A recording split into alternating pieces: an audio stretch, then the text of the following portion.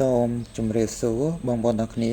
ក្នុងវីដេអូនេះពួកយើងសូមបង្ហាញពីរបៀបដាក់ license សម្រាប់កម្មវិធី Microsoft Office Word Excel PowerPoint ឆ្នាំ2021 អញ្ចឹងសម្រាប់ជំហានដំបូងយើងបើកកម្មវិធី Word មក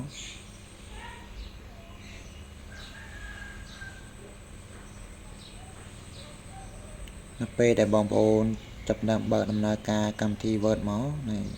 បើឃើញទាំងកម្មវិធី load មកបែបនេះបងប្អូនចុចលើពាក្យ Accept ហើយបន្ទាប់មកយើងអាចចុច Close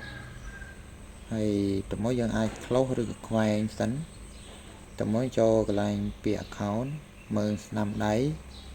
ចុចលើពាក្យ Change Data Key ហើយបន្ទាប់មកយើង copy license key មកផាសចូលមកដល់ Data Key Control V លើ keyboard ណាបន្ទាប់មកចុចពាក្យ Activate Office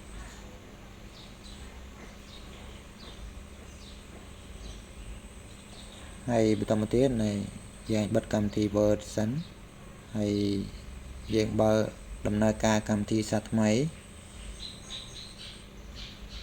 អញ្ចឹងត្រង់ចំណុចនេះពេលដែលបើកដំណើរការកម្មវិធីមកសាថ្មីអញ្ចឹងនៅលើផ្ទាំងកម្មវិធីហ្នឹងមានជម្រើស2អញ្ចឹងបងប្អូនទីយកលើគេហើយបន្តមកចុច Next ដើម្បីបន្តទៅមុខទៀតហើយបើសិនជាសិតទៅបង្ហាញមកបែបនេះមានន័យថា license យើងគឺដំណើរការហើយអញ្ចឹងបងប្អូនអាចបិទផ្ទាំងកម្មវិធីនឹងសិនចុច Close ឬក៏អាចចុចខ្វែងខាងលើក៏បានហើយយើងអាចចូលមកមើលកន្លែង account ភាសាទៀតមកអញ្ចឹងឃើញថា license យើងគឺវាដំណើរការហើយអញ្ចឹងយើងអាចប្រើប្រាស់នៅកម្មវិធី Word Excel ក៏ដូចជា PowerPoint បានអញ្ចឹងបងប្អូនអាចបិទ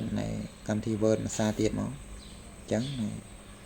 ពេលនោះយើងអាចប្រើប្រាស់កម្មវិធីបានហើយអញ្ចឹងសម្រាប់កម្មវិធីក៏ដូចជា license បងប្អូនមានតម្រូវការបងប្អូនអាចធ្វើការទំនាក់ទំនងមកកាន់ពួកយើងបានអញ្ចឹងយើងមានទាំងកម្មវិធីមានទាំង license អញ្ចឹងសម្រាប់ license គឺយើងអាចប្រើប្រាស់បានជារៀងរហូតអញ្ចឹងយើងដាក់នៅលើកុំព្យូទ័រមួយណាគឺយើងប្រើបានរហូតនៅលើកុំព្យូទ័រមួយនឹងអញ្ចឹងសម្រាប់ license ក៏យើងមានការធានាជូនបងប្អូនដូចគ្នាអញ្ចឹងបងប្អូនមានតម្រូវការបងប្អូនអាចធ្វើការទំនាក់ទំនងមកកាន់ពួកយើងបាន